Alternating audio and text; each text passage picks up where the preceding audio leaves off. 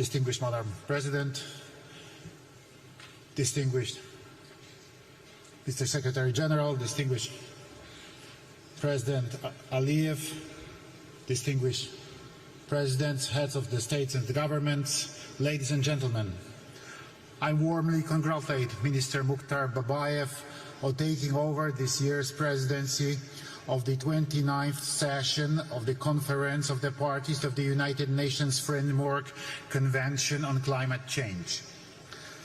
I thank His Excellency President Aliyev and the Republic of Azerbaijan for the organization of the event and for excellent hospitality.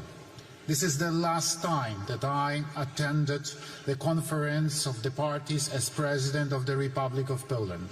I'm pleased to be able to raise once again issues of such immense importance to our future. During my presidency in Poland, I have worked to keep the climate policy agenda high on my country's priority list. I'm glad that I had the pleasure to personally ratify the Paris Agreement in 2016. I also feel great satisfaction with the organization of COP24 in Katowice. It was, in my opinion, a landmark event in many ways. It was exactly in Katowice that we adopted the so-called Katowice Rule Book, a guide to implementing the tenet of the Paris Agreement.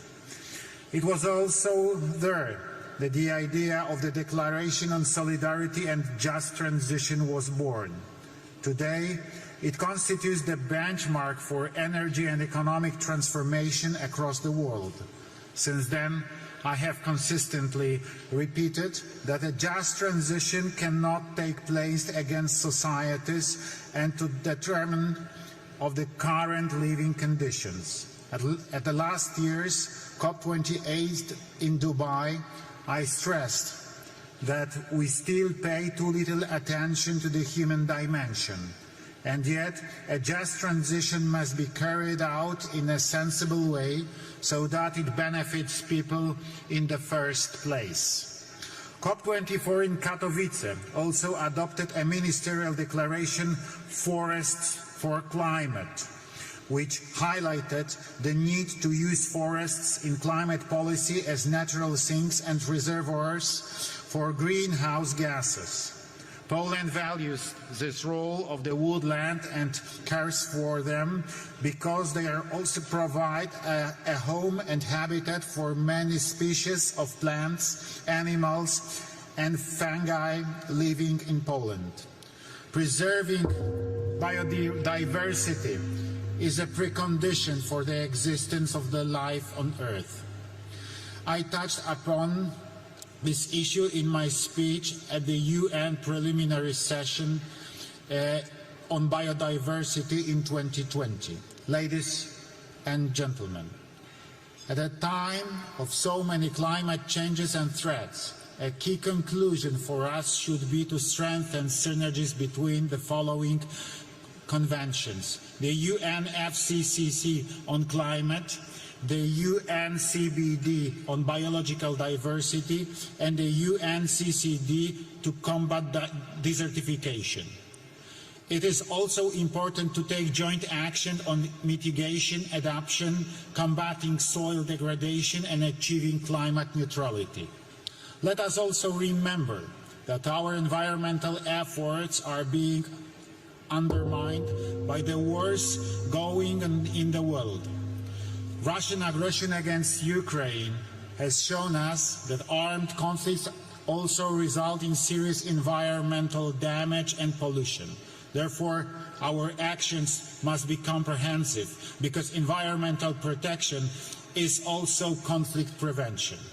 Excellencies, despite challenges, Poland fulfills all its obligations and is consistent in following the path of sustainable development and just transition. A year ago in Dubai, I mentioned Poland's plans and efforts to create a balanced energy mix that will ensure our energy security, along with the development of renewable energy sources. In Poland, the wind power sector continues to grow, and we have a surge in home and large-scale photovoltaic installations. At the same time, we are drilling more wells for the development of geothermal energy. A year ago, I also presented Poland's ambitions to build a stable nuclear power industry.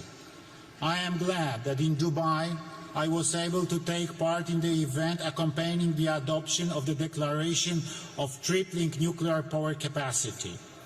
I signed it with full conviction because I believe that nuclear is the future. And it is only nuclear that will help us to achieve our climate goals and guarantee clean, safe and stable energy. We are an example of a country which for years has been able to ensure both a steady GDP growth and a decrease in the carbon intensity in our economy. This is the best confirmation that our actions are correct and that Poland is following the path of sustainable development set by the UN.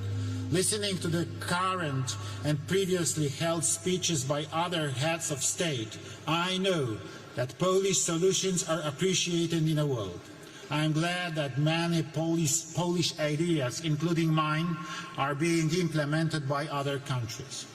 Let's cooperate and inspire each other in order to jointly bring about new pro-climate solutions that are beneficial to humans, the environment and the climate. Thank you.